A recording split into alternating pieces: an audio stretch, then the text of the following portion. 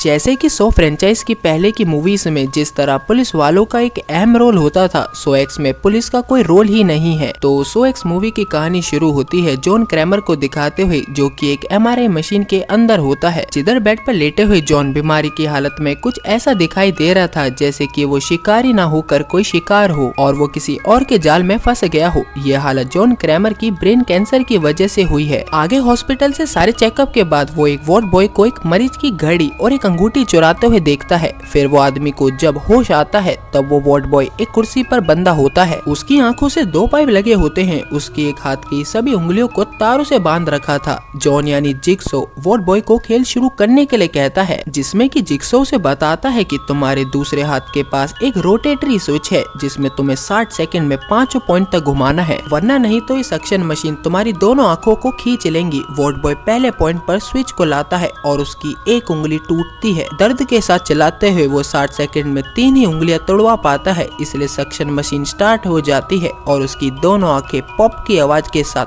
Pipe से होते हुए मशीन में जाकर गिरती हैं। पर ये पूरा घटनाक्रम जॉन की सिर्फ एक सोच थी। वैसे भी ये आदमी चोरी नहीं कर पाया था। जिगसॉ यानी जॉन किसी को भी गलत काम करते हुए देखता है तो उसे किसी तरह से सजा देनी है, ये उसके दिमाग में चलता रहता है। इसी के कुछ समय बाद जॉन को हेनरी नाम का एक शख्स मिलता है जिसे जॉन कैंसर साहित्य ग्रुप की होने वाली बैठकों से जानता था। हेनरी जॉन को अपने पेट पर एक बड़ा सा कट का निशान दिखाता है और जॉन को बताता है कि डॉक्टर फिन की सर्जरी की वजह से ही आज मैं ठीक हो पाया हूँ। आगे जॉन डॉक्टर फिन के बारे में पता करता है। तब जॉन को पता चलता है कि डॉक्टर फिन किसी बिग फार्मा की धमकियों के कारण कहीं छिप गया है, पर उनकी बेटी डॉक्टर सिसिलिया अपने पिता के काम को आगे बढ़ा रही है। जॉन डॉक्टर सिसिलिया के लिए मेल भेजता है और रात को डॉक्टर सिसिलिया का फोन जॉन के पास आता है, जिधर डॉक्टर सिसिलिया जॉन की रिपोर्ट देकर उसे बताती है कि तुम्हारे पास सिर्फ 3 महीने का ही टाइम है और तुम्हें सर्जरी के लिए मेक्सिको आना पड़ेगा। बात मानकर जॉन मेक्सिको पहुंचता है। आगे जॉन मेक्सिको के एयरपोर्ट पे टैक्सी ड्राइवर डियागो से मिलता है। डियागो उसे डॉक्टर सिसिलिया के गुप्त हॉस्पिटल पर ले जाने के लिए आया था। रास्ते में 2 नकाबपोश जॉन को टैक्सी से उतारकर अपनी वैन से हॉस्पिटल के दरवाजे पर छोड़ देते हैं। वो नकाबपोश जॉन से कहता है कि ये सब डॉक्टर सिसिलिया की सिक्योरिटी के लिए हो रहा है। वो दरवाजा खटखटाता है और चला जाता है। इधर गैब्रिया नाम की एक लड़की दरवाजा खोलती है। वहीं अंदर डॉक्टर सिसिलिया अपनी टीम से जॉन को मिलवाती है। डॉक्टर मैटियो, नर्स वैलेंटीना और थायराइड कैंसर का एक मरीज पार कर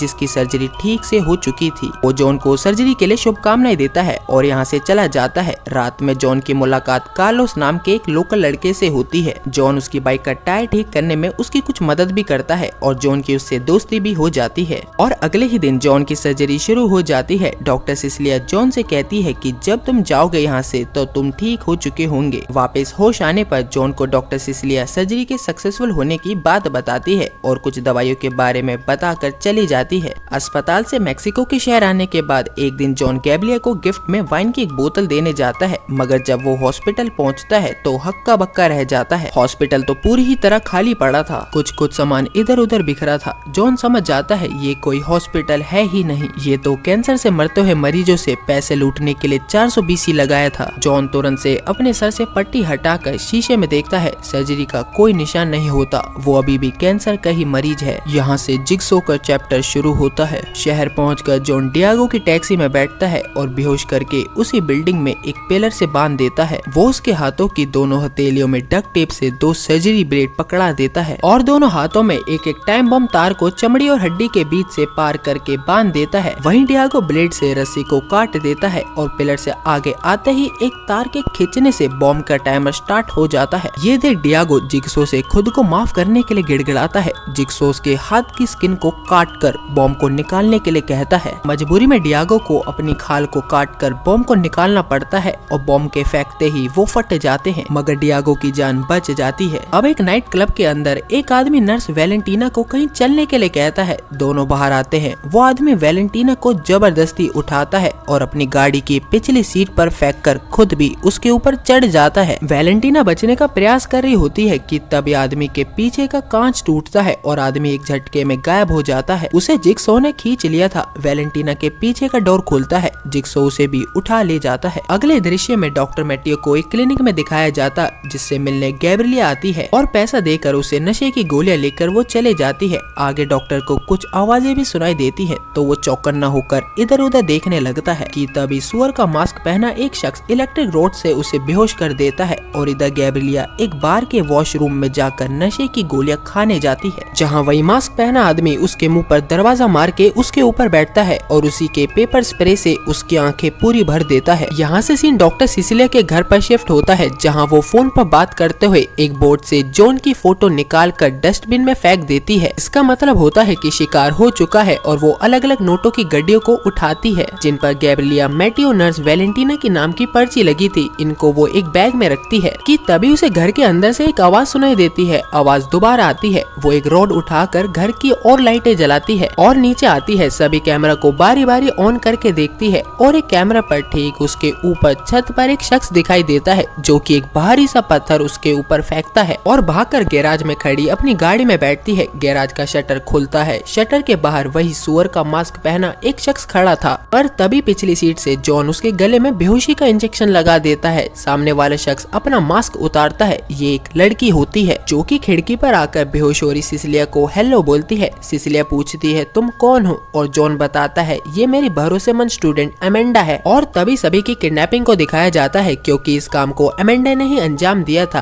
अब इन सभी को उसी बिल्डिंग के बेसमेंट में जिगसॉ के भयानक खेल के लिए अलग अलग बांध दिया जाता है। यहाँ तक कि जिगसॉ को इन सभी धोखेबाजों की असली पहचान भी पता चल गई थी। वैलेंटीना एक कॉल गर्ल थी, मैटियो एक पशु चालक के क्लिनिक में सफाई कर्मचारी था, गैब्रिएला एक नशेड़ी थी और सिसिलिया धोखेबाजों की बॉस है। जॉन ने इन चारों के लिए अलग अलग मौत का खेल सेट कर रखा था, जिधर अमेंडा सिसिलिया की जैकेट और फोन को लेकर इन सभी की पहुंच से दूर एक टेबल पर रख देती है और तभी जॉन कुछ सामान रखने इन सभी के बीच आता है, जिसे देखकर सभी चौंक जाते हैं और उससे माफी मांगते हैं। पर जॉन उन सभी को उनके द्वारा दिए गए धोखे, झूठ बोलना सभी बातों का एहसास कराता है। आगे गैब्रिएला भी जॉन से कहती है मैंने तुम्हें कोई तकलीफ नहीं पहुंचाई, मगर जॉन कहता है पर तुम पर मैंने सबसे ज्यादा भरोसा किया था। आगे जॉन वैलेंटीना के पास रखा एक बॉक्स खोलता है और उसे बताता है इसमें रखी तार से तुम्हें अपना पैर काटना है। उस बॉक्स में पैर बांधने के लिए एक बेल्ट और एक चाबी भी रखी है। बहते खून को इस पाइप से उस बीकर में पहुंचाना है। उसके बढ़ते ही चाबी से अपनी गर्दन के आगे लगे ब्लेड को खोलना है और तुम आजाद हो जाओगी, और ये सब कुछ 3 मिनट के अंदर ही करना है। सिसिलिया जॉन को कहती है हम तुम्हारी तरह लोगों को मारते नहीं है, जिस पर जॉन उसे एक लिस्ट दिखाता है। ये वही लोग थे जिन्हें तुम सभी ने धोखा दिया था और उन मरते हुए लोगों में जीने की उम्मीद जगाकर फिर मरने के लिए छोड़ दिया। इसके बाद जॉन अमेंडा ऊपर रूम में जाते हैं, जहाँ से इस बेसमेंट को पूरा देखा जा सकता है और उन सभी पर कैमरा भी फोकस कर रखा था। ये कंट्रोल रूम होता है। सिसिलिया वैलेंटीना को जल्दी से पैर काटने के लिए कहती है कि तुम्हें ये करना ही होगा। जॉन और अमेंडा ऊपर से ये सब देख रहे होते हैं। वैलेंटीना तार को उठाती है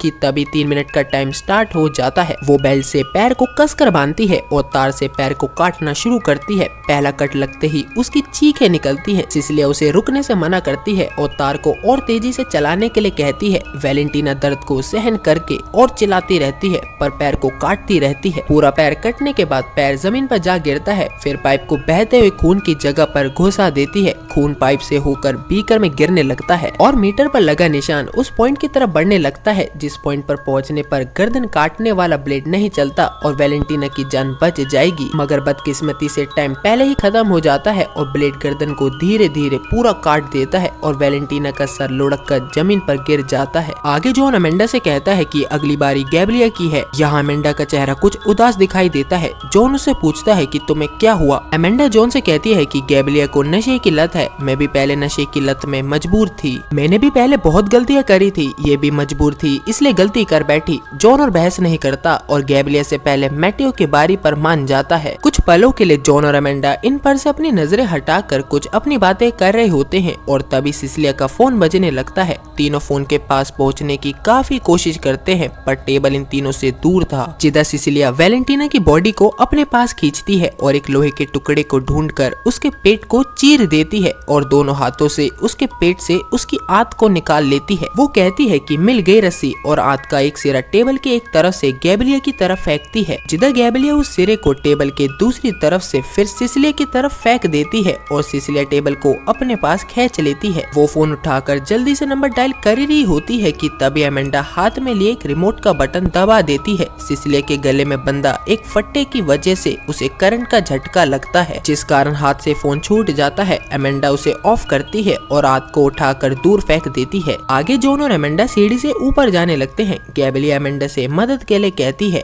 एमेंडा भी उसकी तरह सहानुभूति से देखती है। बावजूद इसके वो जॉन के साथ ऊपर कंट्रोल रूम में चले जाती है। ऊपर एमेंडा को कमरे पर बाहर एक शख्स दिखाई देता है। ये वही शख्स था जिसका थायराइड कैंसर का इलाज हुआ था और जो जॉन को सर्जरी के लिए गुड लक कहकर चला गया था। जिधर वो गन लेकर बिल्डिंग के अंदर आ रहा था, अंदर उसे सुअर का मास्क पहना एक शख्स दिखाई देता है। वो उस पर गोली भी चलाता है, मगर मास्क पहना हुआ व्यक्ति नीचे गिरता है और उसका सर मास्क समेत लुढ़क जाता है। जब वो मास्क को सिर से हटाता है तो उसे वैलेंटीना का कटा सर दिखाई देता है। कि इतने में एमेंडा पीछे से आती है और रॉड से उसे मारकर बेहोश कर देती है। उसे जब होश आता है तो वो कंट्रोल रूम में एक कुर्सी में बंधा होता है। जॉन जब उसे पूछता है तुम यहाँ क्यों आए हो, वो बताता है इन्होंने मेरी कोई सर्जरी नहीं की, मैं अभी भी कैंसर से पीड़ित हूँ और मैं अपने पैसे वापस लेने आया हूँ। जॉन समझ जाता है कि मेरी तरह इसे भी धोखा दिया गया है, इसलिए जॉन उसे उन तीनों को जंजीरों में बंधा हुआ कैमरे पर दिखाता है और कहता है वैलेंटीना का कटा सर तो तुम देख ही चुके हो। वो शख्स कहता है कि मेरा एक ही परिवार है, मैं बस अपने पैसे लेकर यहाँ से चला जाऊंगा, तुम तो इन्हें मार ही रहे हो। जॉन बताता है कि इनके पास इस खेल में अपनी जान बचाने का एक विकल्प है और जॉन उसकी गन को वहीं एक अलमारी में रख देता है। यहाँ सीन कट होता है, नीचे एक दरवाजा खुलता है और जिक्सो का वही पुतला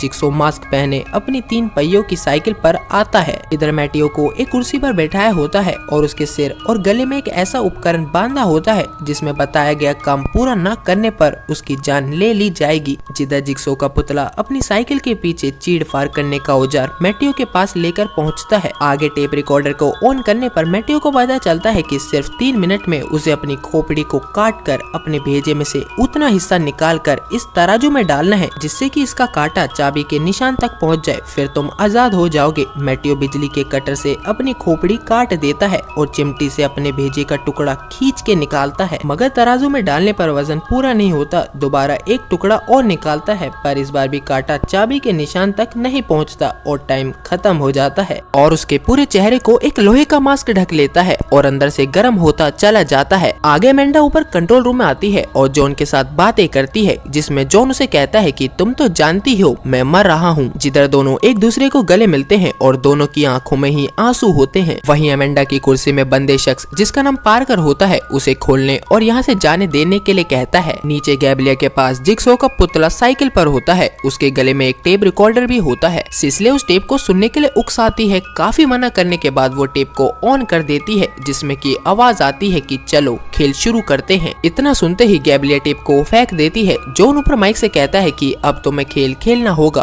और गैब्रिएला के हाथ में बंदी जंजीर उसे हवा में लटका देती है। वहीं उसके पैर में बंदी जंजीर उसे नीचे की तरफ खींचकर एक जगह पर स्थिर कर देती है। जॉन उसे बताता है तुम्हारे सामने जो हथौड़ा लटका है तुम्हें उस हथौड़े से खुद को आजाद करना है और तभी उसके ठीक सामने एक बड़ा सा हीटर ऑन हो जाता है जिसकी गर्मी से गैब्रिएला की चमड़ी झुलसने लगती है। हीटर और तेज हो जाता है। गैब्रिएला हथौड़े को लेती है और अपने हाथ पर वार करने वाली होती ही है कि सिसिलिया उसे रोककर अपने पैर को आजाद करने के लिए कहती है, जिससे जंजीर की कड़ी से उसका पैर निकल जाता है पर फिर भी वो लटकी रहती है। सिसिलिया की बात ना मानती और पहले हाथ को आजाद करती तो शायद वो बच भी जाती और पैर भी नहीं तोड़ना पड़ता। हीटर फिर से उसके पास आता है और तेज हो जाता है। गैब्रिएला फिर अपने हाथ तोड़कर नीचे गिरती है और जिंदा होती है। वही एमेंडा और जॉन उसके जिंदा बचने से कुछ ठीक महसूस कर रहे होते हैं कि तभी उन दोनों पर पीछे से पार्कर गन तान देता है और उनसे सिसिलिया की गन की चाबी मांगता है। जॉन उसे कहता है कि सिसिलिया यहाँ से कहीं नहीं जा रही। पार्कर जॉन के माथे पर गन की नाल लगा देता है। ये देख एमेंडा उसे चाबी थमा देती है। पार्कर उन दोनों को नीचे चलने के लिए कहता है। नीचे पहुंचकर पार्कर को देख सिसिलिया मुस्कुराती है और दोनों एक दूसरे को चूमते हैं। जिधर पार्कर एमेंडा को चाबी देकर सिसिलिया को खोलने के लिए कहता है। आजाद होते ही सिसिलिया एमेंडा के मुंह पर एक घूसा जड़ देती है और जिस लोहे के टुकड़े से वैलेंटीना का पेट फाड़ा था उसे उठा लेती है। वहीं पार्कर गन पॉइंट पर जॉन को सिसिलिया वाली जंजीर से खुद जॉन को उसी के हाथों लॉक करवाता है। लॉक होने के बाद जॉन सिसिलिया से कहता है इस लड़की गैब्रिएला ने अपना गेम पूरा किया है, तुम इसे जल्दी हॉस्पिटल पहुंचा दो। मगर सिसिलिया गैब्रिएला की गर्दन पर अपना पैर रखती है और पूरा जोर लगाती है। एक आवाज के साथ ही उसकी गर्दन टूट जाती है और वो मारी जाती है। ये देख एमेंडा सिसिलिया की तरफ दौड़ती है पर पार्कर उस पर गन तान देता है। एमेंडा मजबूरी और गुस्से में चिल्लाती है।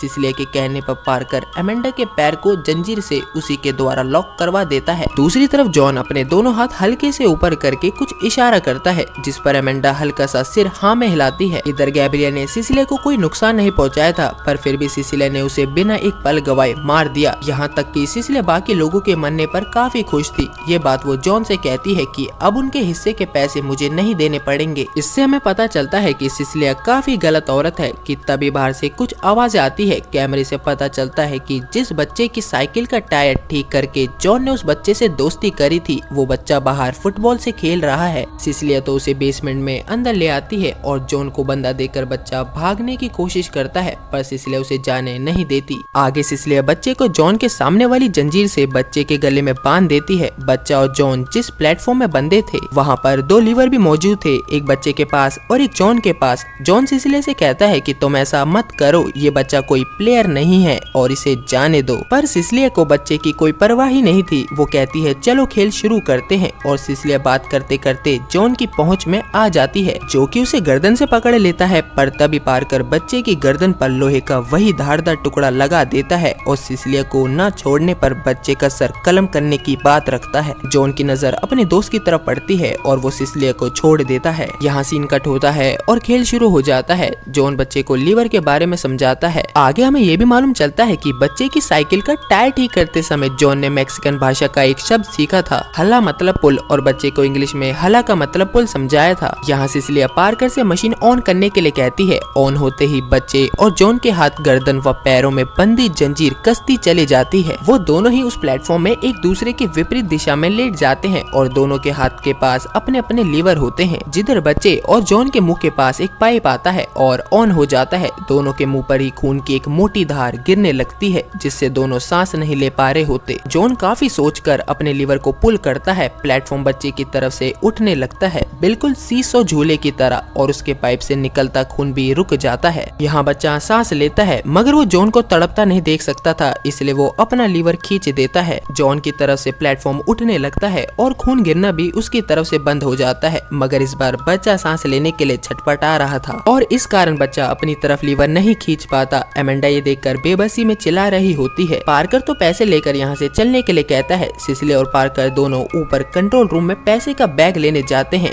ऊपर पहुँचते हैं। आगे पार्कर पूछता है कि इस आखिरी प्लेयर का क्या करे। इधर एमेंडा की बात चल रही थी। सिसिलिया कहती है कि पहले पैसे, और पैसे का बैग जैसे ही उठाती है उसके पीछे बंदी एक तार खट की आवाज के साथ खींचती है और बैग के पीछे की दीवार पर लगा टाइमर चालू हो जाता है। इसमें 10 मिनट का टाइम था और इसी के साथ नीचे पाइप से निकलता खून इस टाइमर के ऑन होने से बंद हो जाता है। सिसिलिया देखती है कि बैग में एक पैसा भी नहीं है और कंट्रोल रूम का दरवाजा भी बंद हो जाता है। जॉन एक दूसरी चाबी अपने पास से निकालता है और खुद को आजाद कर लेता है, जिधर एमेंडा भी अपने पास रखी चाबी से अपने को आजाद करती है और बच्चे को भी खोल देती है। सिसिलिया गन से कंट्रोल रूम की खिड़की के ग्लास को शूट करती है, पर जॉन ने पहले ही गोलियों के अंदर से गन पाउडर निकाल लिया था, जिसके कारण गोलियां नहीं चलती, पर वैसे भी एक ग्लास बुलेट प्रूफ थे। बच्चा आजाद होते ही जॉन के गले लगता है। जॉन और एमेंडा ने हर तरह का इंतजाम पहले ही कर रखा था, जैसे कि हर 100 मूवी में जिक्सो मशीनों को अपने हिसाब से चलाता है। जॉन बच्चे से कहता है तुम एक योद्धा हो, और एमेंडा से खेल आगे बढ़ाने के लिए कहता है। कंट्रोल रूम में जहरीला धुआं भरने लगता है, दोनों का ही दम घुटने लगता है और इनकी चमड़ी भी गलने लगती है। तभी रूम में एक छेद खुलता है, जिसमें से सिर्फ एक ही सर बाहर निकालकर सांस ले सकता था। सिसिलिया सांस लेने लगती है और पार्कर उसे खींचकर खुद सांस लेने लगता है, और इसी चक्कर में दोनों अपना प्यार भूलकर लड़ने लगते हैं। पार्कर उस लोहे के टुकड़े से सिसिलिया पर वार करता है और सिसिलिया बचते हुए उसे पार्कर के पेट में ही घुसा देती है। वहीं नीचे से जॉन और एमेंडा ये सब देख रहे होते हैं। एमेंडा ने बच्चे की आंख पर हाथ रख लिया होता है ताकि वो किसी का खून होते ना देख सके। यहाँ पार्कर का अंत हो जाता है। सिसिलिया उस छेद से बाहर निकलती है और जॉन जॉन चिल्लाती है, पर उसका शरीर तो गल ही रहा था। आगे जॉन पैसों से भरा बैग बच्चे को दे देता है। बच्चा इतना पैसा देखकर खुश हो जाता है। इधर कंट्रोल रूम के अंदर 10 मिनट पूरे हो जाते हैं तो धुआं निकलना बंद हो जाता है। इसका मतलब सिसिलिया यहाँ मरने तक कैद रहेगी। जॉन, एमेंडा और बच्चा तीनों दरवाजा खोलते हैं और बाहर से आती धूप में निकल जाते हैं, और इसी के साथ ही हमारी 100x मूवी खत्म होती है। Thanks for watching.